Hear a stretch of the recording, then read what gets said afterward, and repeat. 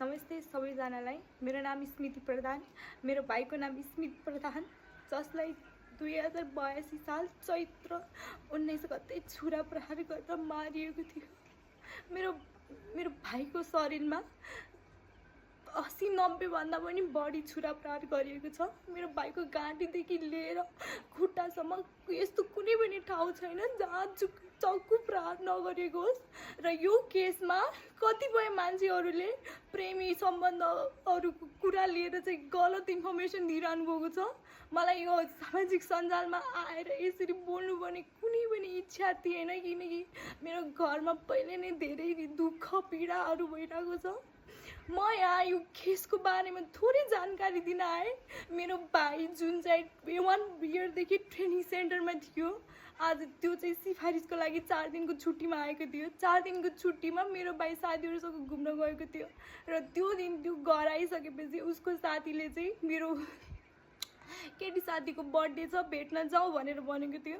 मेरो भाइले मेरो घरमा केटी साथीको बर्थडे छ, 10 बजेसम्म घर फर्किन्छु मम्मी, खाना पकाएर राख्नु होला भनेर भनेको थियो। झुट पनि बोलेको थिएन, तर चाहिँ उसलाई थाहा थिएन कि त्यो केटीहरूले चाहिँ पुरै जाल बिछाएर केटी 2टा केटा र एउटा केटी जो चाहिँ नाबालिग भनेर उसको कुरा खुलाएको छैन।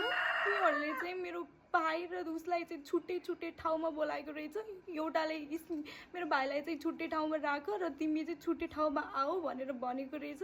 मेरो भाइलाई पुलमा राखेर उसलाई चाहिँ अर्को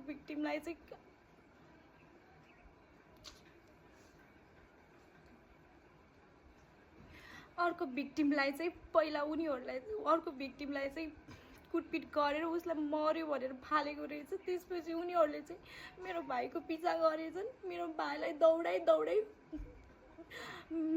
मेरो भाइ बसेको ठाउँदेखि 50 मिटर टाढासम्म लगेर मेरो भाइलाई पहिला ढुङ्गाले हानेर त्यसपछि उसलाई चक्कु मनपरी चक्कु मेरो भाइको कानदेखि लिएर घाँटीदेखि लिएर कुनै पनि बडी पार्टमा चक्कु नभएको छैन।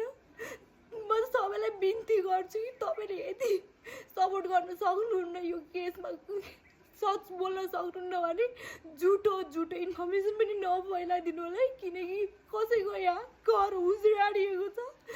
यदि हजुरले केही गर्न सक्नुहुन्न भने म तपाईँलाई बिन्ती गर्छु कि झुटो इन्फर्मेसन पनि नफैलाइदिनु होला। यो नवीन डिसी कवि र यो